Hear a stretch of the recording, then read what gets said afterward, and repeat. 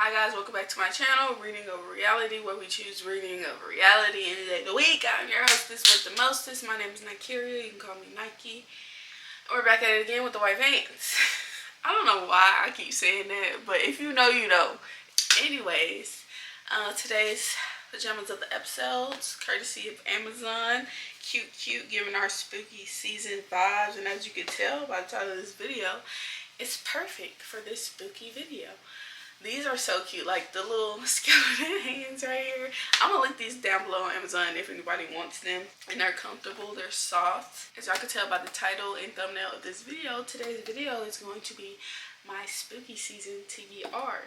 These are books that are on my physical TBR. They're not all the books I have on my radar for spooky season, but they are books that I physically own that I think will be perfect for spooky season and just fall in general. And again, I am a blind reader. I be going into books blind, so I may not give y'all the best synopsis on these books. I just want to let y'all know what's on my radar of what I might be reading this spooky season. First we have There's No Way I Died First by Lisa Springer. This book I'm pretty sure is about the black girl not dying first in horror movies. It's about a girl, I'm pretty sure she's like a horror fan, horror fanatic, and when she ends up in a real life horror scene, she's determined not to be the first one to die, and not to die at all. I love the cover art of this. It just gives spooky season, scary vibes. Says tag you're it. I don't know, that sounds good. It's a clown, shadow. She looks cute. I love her hair, her dress, child. Yeah, this giving the vibes that I know that I will want for spooky season.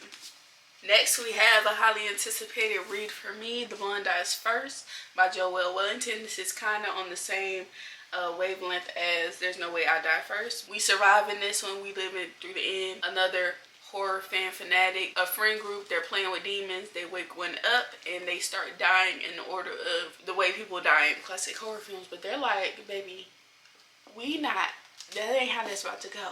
Basically the vibes of this one. So these two are on the same wavelength, and I'm excited to get into both of these, honestly. I don't even know if I'm gonna be able to wait till October to really start getting into my spooky season. I know some people's spooky season has already started. Y'all already got y'all Halloween decorations up. Y'all already in the vibe. Me, spooky season starts October 1st, like officially. But I don't celebrate Halloween. I do love me a good scary, spooky vibe, but I do not celebrate Halloween. We don't do the trick-or-treating. I'm not putting up no skeletons. No, we're not celebrating the dead. None of all that stuff. But I do like scary movies, scary stuff, but just not like glorifying it in the way that Halloween does. Next we have Out of Body by Nia Davenport. This is a book about astral projection. I'm pretty sure it's about a girl. She meets another girl, and the girl she influences and teaches her how to astral project, and then she ends up force switching bodies with the girl. And the girl she switches bodies with is a wanted female. She has people that's out to get her, that's trying to kill her, and I'm pretty sure that's why she force switched bodies with the other girl. So now she's on the fight to get her body back, as well as a fight for survival, because she's not the person that everybody looking for, but she's in that person's body. It just gives spooky season, spooky vibes. Like, yeah, come on now. Next we have We Are Also Good at Smiling by Amber McBride. This cover is just beautiful. I don't remember too much about what this was about, but I know there is a spooky, creepy forest that everyone is afraid of in this book. So that's all I remember, and that's all I could give you. Yeah, spooky, creepy forest. Come on now, spooky season. Perfect. Next we have The Black Queen by Jumada Emil. Everyone loved her. Homecoming killed her. This is basically a thriller. It's about a school that has their first black homecoming queen who ends up dead, and the main suspect is a white female whose mother, grandmother, great-grandmother, her bloodline has been the running homecoming queen for as long as they can remember. So she felt like it was her place to win homecoming queen, but they're basically trying to figure out who killed the first black homecoming queen. it just gives spooky vibes, spooky thriller. It's more of a thriller than like horror. So yeah, I'm pretty sure most of these have been deemed thrillers and not horrors. I do want to get into some horrors, but I don't own too many horrors, if any at all. So those will be borrowed and used on Kindle Unlimited. But yeah, I'm excited to get into this as well. The cover gives spooky season. Next, I have I Feed Her to the Beast, and the Beast is Me by Pajamas and Shea. I do not know what this is about. On the back, it says there will be blood. It's creepy. It got like a creepy ass skeleton face on the back. A girl floating in water. I feed her to the beast, and the beast is me. Come on now, that just gives spooky. I'm not about to read the synopsis. Soon I'd be a name no one would forget, a raging fire they couldn't escape.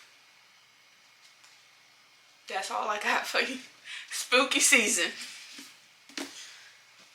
Next we have Tender Beast by LaSalle Sandberry. This has been on my radar for a while. It's about a girl trying to protect her younger brother who is suspected of being a serial killer, a murderer, and I'm pretty sure that has some type of like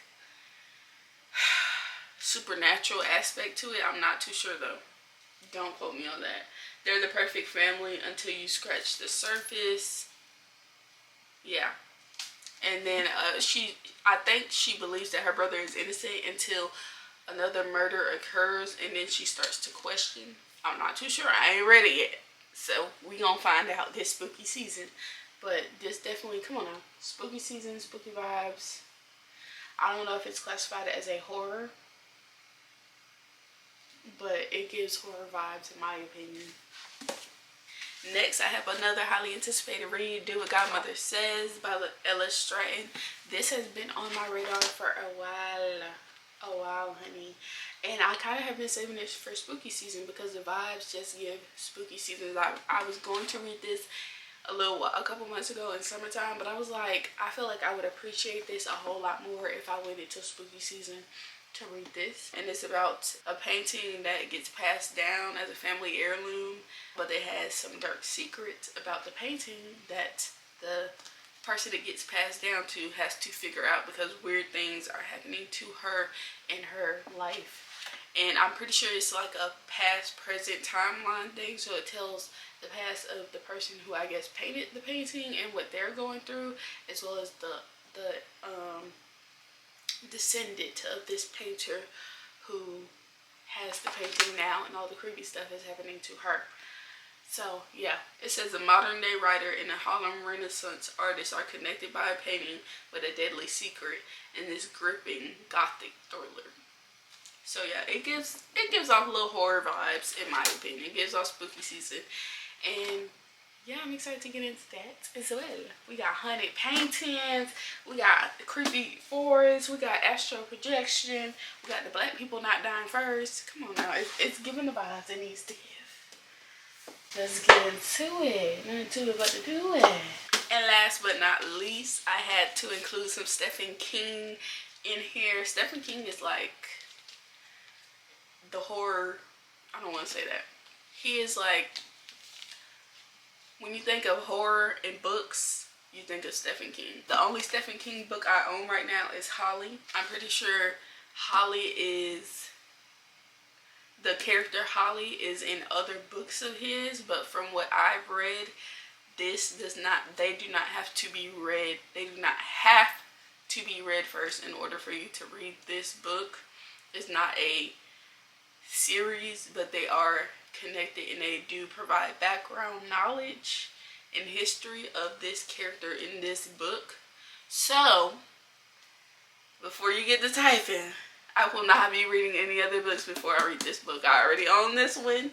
It's not a part of an actual series. I know the character is in other books, but I will not be reading his entire backlog with her. I'm pretty sure she's in a lot of books, but this is her book. It says Holly Gibney, one of Stephen King's most compelling and blah blah blah blah blah, returns in this thrilling novel to solve the gruesome truth behind multiple disappearances in a Midwestern town.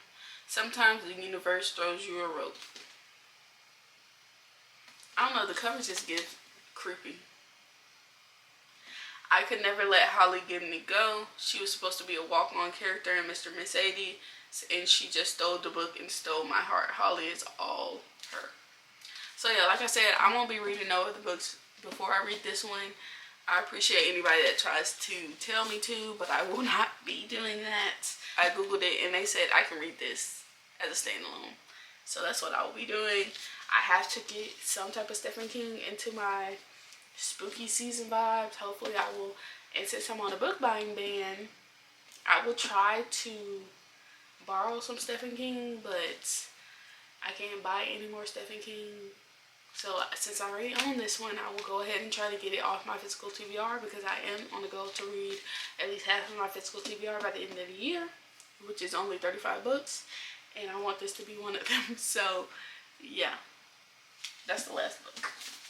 And that is the end of this video. Thank you for watching. Don't forget to like, comment, subscribe, and come back for more videos.